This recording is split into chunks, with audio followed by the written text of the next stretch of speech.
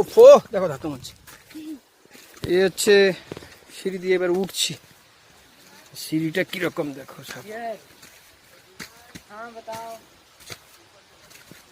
সিঁড়ি আমরা এখন উঠছি। হ্যাঁ,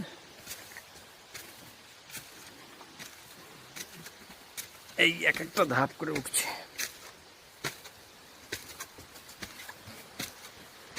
যাদের পায়ে ফায়ে ব্যথা তারা কিন্তু সাবধান, তাদের পক্ষে আসাটা ঠিক হবে বলে মনে হয় না। যাদের ভারী শরীর তারা ওইটাতে না আসাটাই ভালো বলে মনে হয়। বাচ্চা কোলে নিয়ে সম্ভাবনা কম আসার, ভালো পরিশ্রম লাগে এটাতে আসতে। এই রকম পথ, এই যে